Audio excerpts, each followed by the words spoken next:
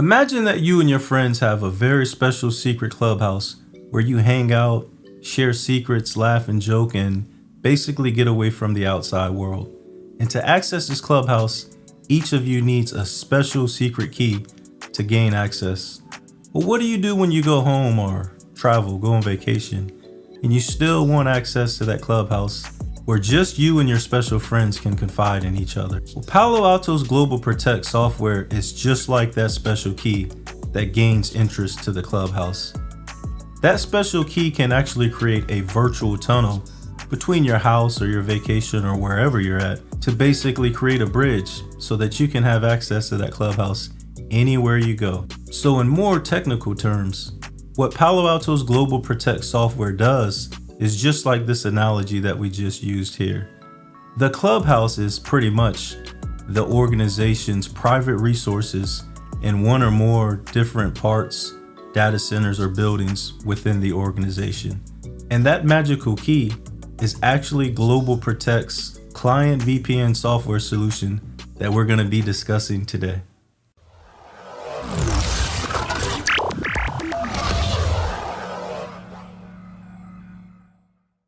There's numerous steps involved with configuring the VPN.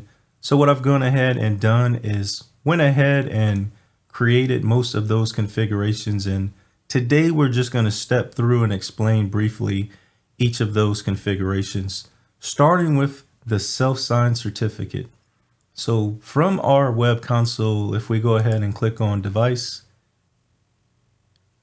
and if we navigate underneath certificate management and certificates, we'll see that we have created a self-signed root certificate here. If we go ahead and click on that, we'll see that it's grayed out for most of the entries, but basically this serves as the root certificate. And because we don't have a domain, we just went ahead and put in any random subject here that'll be presented in the certificate itself. And of course made this our trusted root CA, which permits us to go ahead and create a server certificate or a subordinate certificate. And this is where we actually need to specify the IP address of our gateway, which we're going to discuss here in just a little bit. But that's basically the head end or the entry point into the network that clients that are able to successfully authenticate, that's where their communication will flow. So from there, we went ahead and then configured an SSL or TLS service profile. And simply here, we just need to select the appropriate certificate, which is our server certificate. And then underneath the protocol settings, we specify the minimum version for TLS. And it is recommended to go ahead and select 1.2. So we'll just go ahead and keep 1.1 for now, somewhere in the middle, and we'll click cancel on out of that. Next up, we need to actually create an authentication profile. So for our users, what's the database and what are the settings that are specific to those when they try to attempt to log in? So we created this by, of course, clicking the add button, and we'll take a look at the parameters here. We see here that we're going to use the local database. There are other options here, but we don't have a radius or a TACAC server or any LDAP to basically communicate with those types of servers. No multi-factor authentication configured, and we went ahead and put all the users in this allow list to allow them to basically be authenticated against. For our account lockout, we have 3 failed attempts for 15 minutes. And then that's basically it for the authentication profile. So we'll come on out of that. And while we're here, let's go ahead and scroll down. And I did create 2 test users accounts, but nothing special here, just basically username and password and whether the user should be enabled or disabled for their account. So once we have that done, we now need to come back to our network tab and set up some more things that we didn't have before. So if we click on starting with our interface, we need to create a tunnel basically to create that entry point into the network for the users and carve out that subnet that we have created for them. So this is, of course, our first IP address that's available. If we take a look in the VPC tab, subnets, and then if we go ahead and sort, or we can filter for VPN, but we can eyeball it here. We will see that, of course, the network ID is .64. And of course, those first 4 IP addresses, 64, 5, 6, and 7, are reserved by AWS. So 68 is the first available usable IP. So that's why we went ahead and made the tunnel IP address .68. And this is going to come into use when we get to our portal and our gateway. Nothing special here. Pretty much put this in the default virtual router as well. But we don't need to make a static route there. And we created a security zone called VPN. Specify the IP address with the CIDR. You can see here annotated. The example shows that we needed to do that. And we also created a separate management profile to permit ping, SSH, HTTPS, etc. So underneath security zones, we're now up to 3. And we can see that tunnel 1 has been associated with that security zone. Now, the 2 main pieces of this entire solution really comes down to the GlobalProtect portal and gateway. The portal is going to be where users go to basically download the client software, and there are also some parameters that are specific to the users here. So our Ethernet interface 1.2, of course, is our outside interface, and that's going to be the IP address that our users will use for both the gateway and the portal. So they're sharing that here. Underneath the general tab, this again is our portal. We just gave it a name. We called it GP_portal. For our network settings, we used, of course, ETH12. And because that's not the real public IP address, if this was a physical hardware device, we didn't specify the IP address, as AWS is smart enough to know that that public IP address is tied to or associated with the private IP address for this interface. The appearance, we see factory default here. If we click, we can see that we can import a page, and in just a few minutes, we'll see what that looks like. But that's going to be if we want to change the colors, the theme, the look and feel. If we had our own business or organizational logo, we could basically change those settings there. And we don't have any logging configured there, so we left that alone. Now, how will our clients authenticate? This is where that certificate for the server authentication comes in handy. And we, of course, created that profile that has the server certificate already. We needed to create our client authentication setting. So again, here we gave it a name as well. There are various types of operating systems if we wanted to tweak or limit the type of devices that were permitted to basically even attempt to establish a connection. But for us, we went ahead and selected any. The username and password, all of this was a default. We did change slightly this message here. It says by default, enter your login credentials, but we just added something here to show you that it can be a little bit different. And we're permitting them to log in with a client certificate or user credentials. Next up is going to be the agent. Nothing here underneath portal data collection. We didn't need to change anything there. And we click on this right here, and we'll see that this is where a lot of those individual components come into play.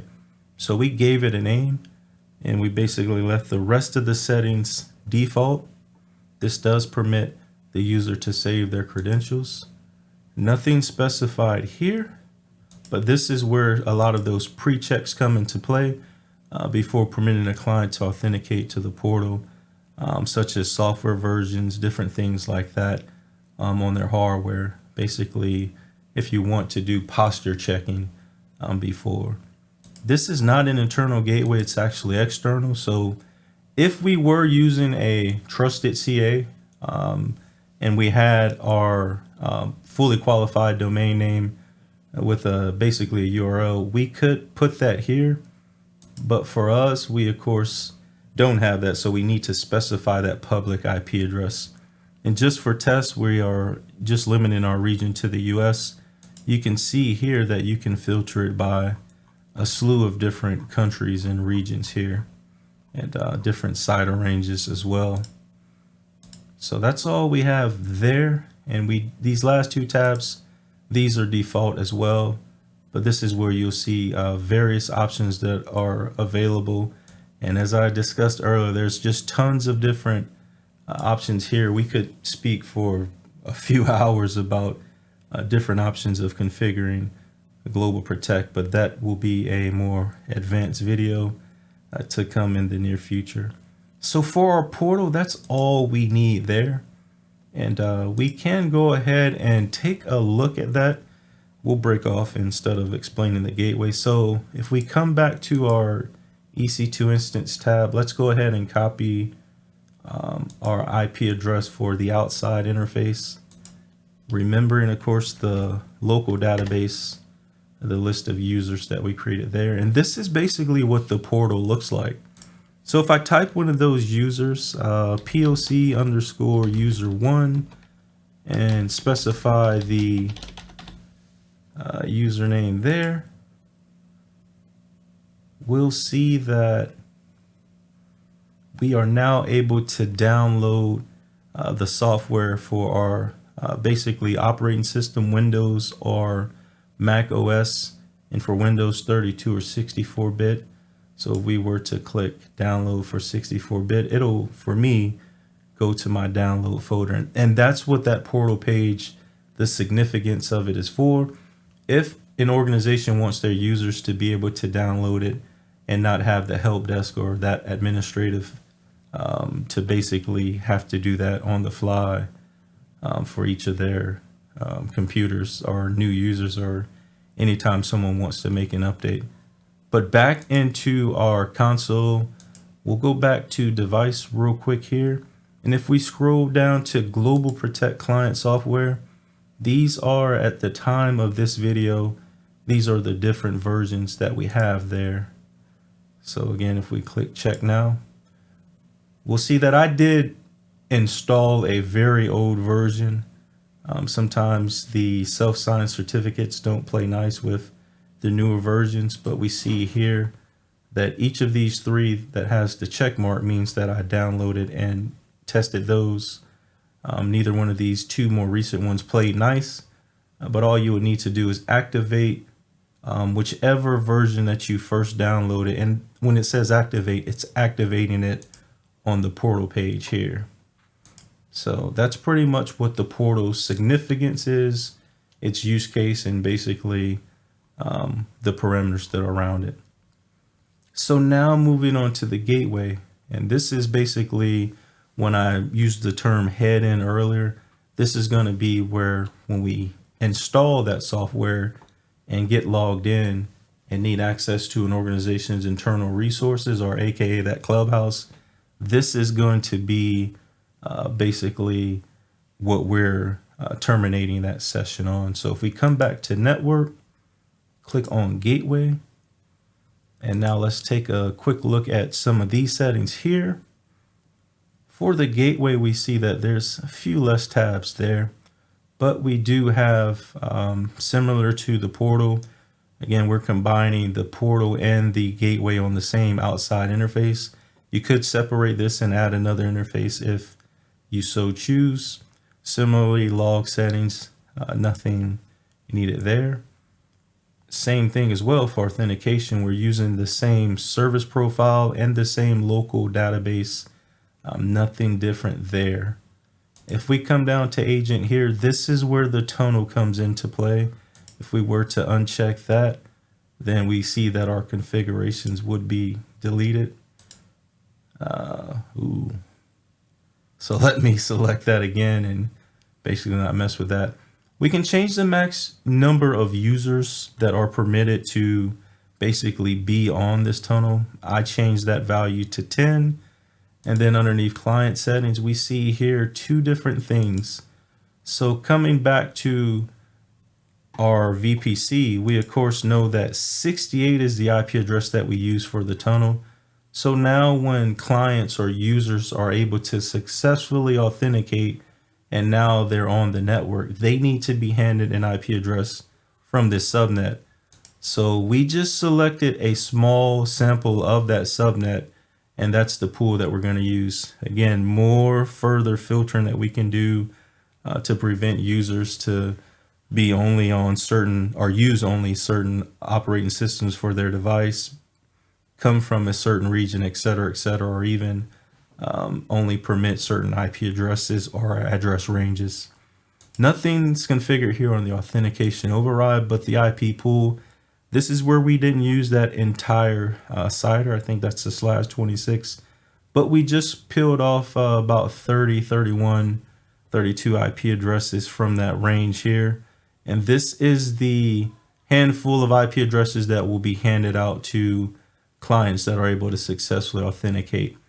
Now, this next one, split tunneling, is a concept that a lot of organizations have to make the decision on.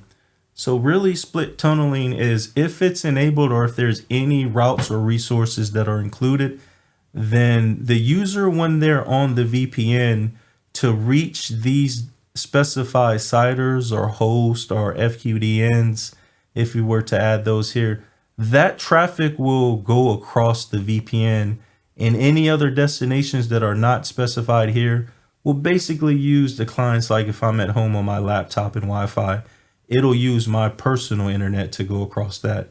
So if we disable split tunneling, then it would force all traffic or communication that goes across the internet to come or flow through this gateway device. So for us, we're doing just our VPC. That traffic will come into the firewall. Anything that's across the internet will basically, for me, will use my home's IP address and not come into the network there. And network services just ask for the DNS server to be specified here. And of course, that's pretty much it. Let's go ahead and just use one just to see. All right, we'll click OK. That means we need to save that change. And for satellite, nothing here, but if we had satellite locations, this is where we would configure those. And so the last thing to discuss inside of the dashboard really is we needed to, in a production network, we would definitely have tens, if not hundreds of security rules. But for this demonstration, to make it a little bit easier, we just have this basic rule that's permitting all traffic while this firewall is up and running.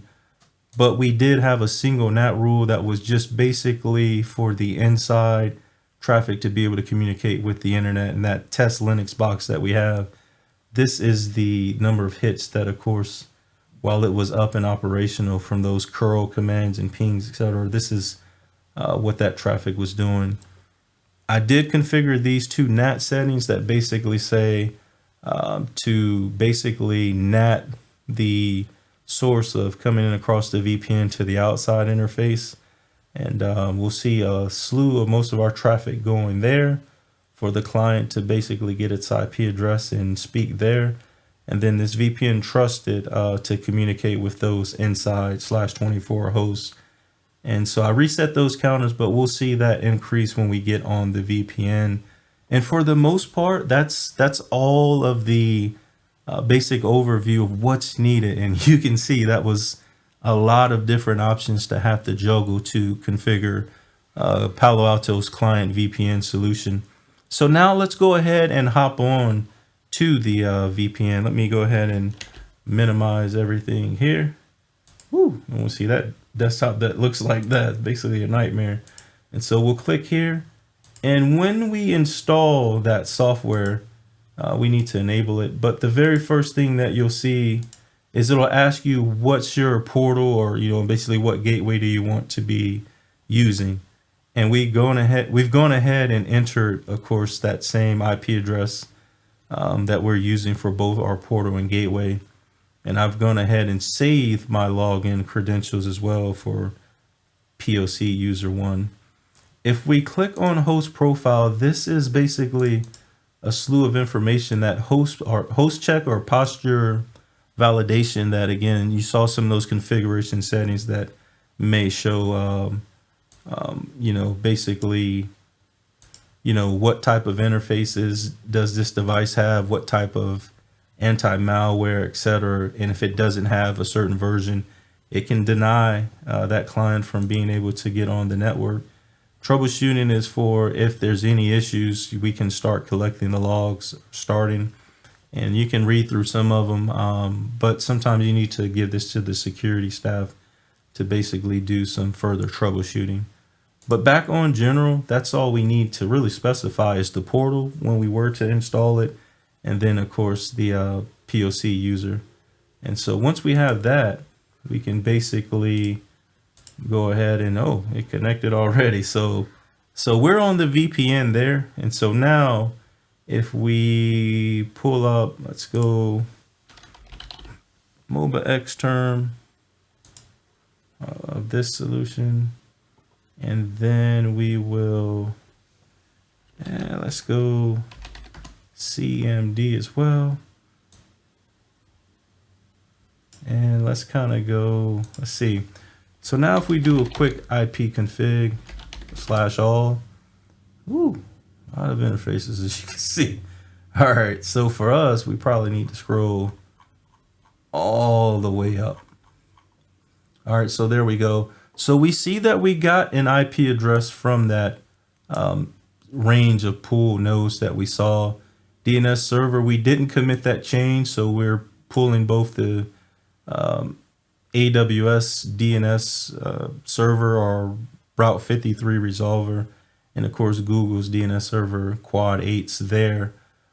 So this isn't the proper subnet mask, but this is basically letting us know that we're being handed that information that's configured in the firewall. And so here now, let's see if we get into our Linux box. Let's go ahead. And so what we have here is, instead of using, what were we using? Oh, the VPC endpoint, the trickeration, the backdoor to get into this across the private IP address. Now we're able to basically use that private IP address, and just like we can get into our firewall, establish the CLI or use the CLI across an SSH connection. For the Palo, we need to use the public interface, but now we can actually use it private as well. So we'll just select R EC2 user. Nothing changes here, but we now are successfully through our VPN client session making a connection from the outside, our pseudo, that tunnel or that bridge in our Clubhouse example. We're able to access resources that are inside of our organization, or again, in the example, the Clubhouse. And so nothing's different about the server because it exists inside of the organization. It can ping out across that first NAT rule that we have, just like anything. So that's all good there. But if we come back to our dashboard here, we should now be able to access the resources as well. So we actually probably can no longer access it across this public IP address because we have our private. So let's see. Yeah, so nothing's coming up there. So we need to reestablish that session, and let's go ahead for our Palo firewall. I think .10 is our management.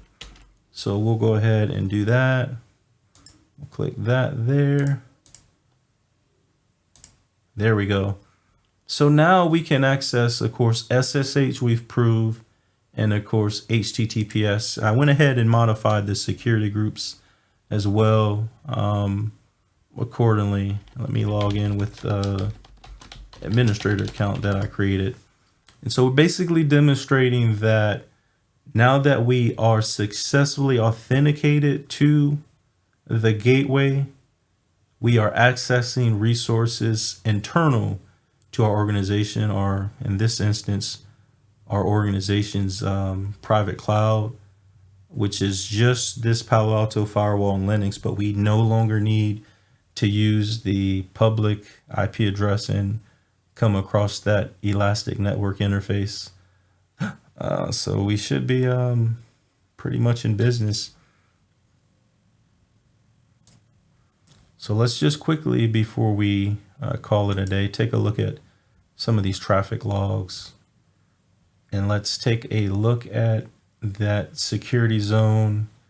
And we can see here that from the VPN, we have some that are, of course, going to the outside and as well as the inside. So we're in business. And because we check the user ID, we can now also see traffic based off of users. So if you have users that are going to some of those URL filtered sites, then you can see that in these traffic logs. But let's go ahead and quickly check those NAT matches. Like we said, these two new rules were created, and we see that they're getting, that's not tons of hits, but we're using both of these. In case someone says, oh, I thought you only needed one of those, we see that we actually need from the source zone of VPN a rule against the outside zone as well as the inside zone, depending on where that destination is going to be. And so that wraps up our brief demonstration on Palo Alto's GlobalProtect solution. And as we saw, there's tons and tons, I mean, literally tons of different configurations that could be applied, different settings, depending on your organization's needs that you could do there. And so AWS provides a pretty easy sandbox type environment that, or you can use it in that way to play with and demonstrate things for the cheap there. But I hope that today's video added tons of value. If you had any questions or were wondering anything about it, I know we just touched on it, just a glimpse of what this solution can do. But like I said, I hope it provided tons of value for you. And I want to thank each and every one of you out there again for rocking in here with me today. Truly means a lot as we are close to bringing this mini series to an end.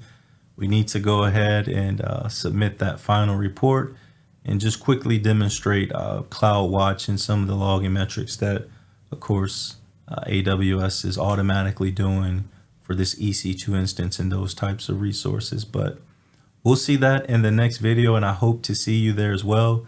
But until next time, stay safe, take care of yourselves, peace.